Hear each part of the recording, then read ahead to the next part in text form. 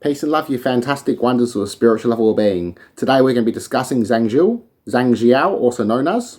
Now, he was a religious leader, miracle worker, healer, magician and sorcerer. He was also a military leader and rebel, who was best known for his leadership of the Yellow Turban Rebellion, which attempted to overthrow the Han Empire of ancient China. Now, he is also known for his video game appearances in Dynasty Warriors.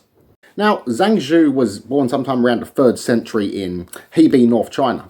Now, during this time, ancient China was inflicted by natural disasters, famine, disease, and also barbarian invasions. So this attributed to his growth and his movement of the Yellow Turban Rebellion, which he called the Way of Peace and the Way of Heaven.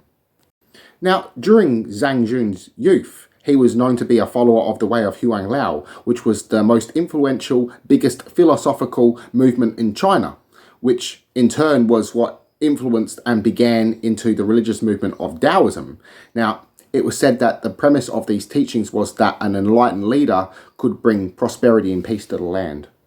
Now, sometime in the 170s, Zhang Jue became adept in the way of Huang Lao, and to which he would found his own religious movement alongside his brothers Zhang Bao and Zhang Liang. So, to which he would found his movement, and he would call his campaign the Way of Heaven or the Way of Peace, to which he spent a decade planning this rebellion.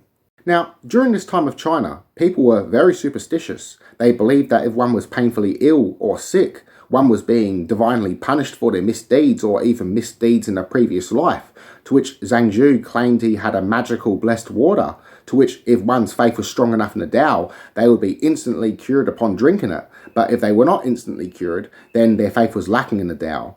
To which Zhang Jue would also use herbal medicine, meditation and talismans alongside his medical works. Now, those who were cured quickly claimed Zhang Jue as a medical worker and would be those amongst his followers. Now, as Zhang Jue gained in popularity, he would then send out his followers all across Imperial China to then spread his message, to which he would gain a following of 360,000 people, possibly even more. Zhang Jue would then claim that the emperor had lost its mandate of heaven, so no longer being legitimate or worthy to rule China, to which he would claim that there was divine omens as proof. So some of these accounts of omens are quite strange. From an account in 178 that roosters were laying eggs and hens were developing rooster-like traits and even turning into roosters. An account of black mist in the form of a dragon entering the imperial audience chamber, and an account of black mist in the form of a magpie blocking out the sun. There's an account of humans giving birth to freaks, horses giving birth to humans, and a virgin giving birth to a baby with 2 heads and 4 arms. And as I said, these accounts are weird. Now, Zhang Jue would then make the claim that the Ua sky is dead and the yellow heaven shall rise, to which great prosperity will reach the land, and he would make his followers wear yellow cloth and yellow headwear, thus the name of the Yellow Turban Rebellion or the Yellow Scarf Rebellion. He would claim that he had magical medicine, that if his followers would drink it, they would be immune to battle wounds and would be fearless in battle.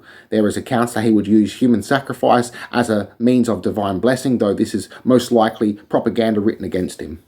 So Zhang Jue's plot was discovered by the imperial courts, who planned to deal with him, so he was forced to launch his rebellion earlier. So, to the shock of the imperial courts, his rebellion launched throughout all of China. Now, they would kill imperial officials, loot and burn imperial buildings, and would also raid and burn down cities.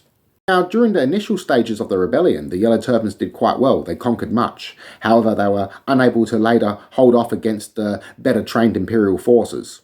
Now, they were still able to hold their own, but after their religious leader's death, Zhang Jue, of illness in winter, they greatly became weaker, and after his brothers were killed in battle, they discovered the body of Zhang Jue, to which they would destroy the coffin, and they would greatly dismember the body, chopping off Zhang Jue's corpse's head, and they would then keep the head as a trophy, sending it back to Liu Yang. Now, even though the rebellion was defeated, they would still roam throughout China, to which many of their numbers would later join the warlord and conqueror Cao Cao. Now, despite all of this, Zhang Jue did also influence Taoism. So I hope you enjoyed this video. Peace and love. Connect to one, mind and soul. Many blessings.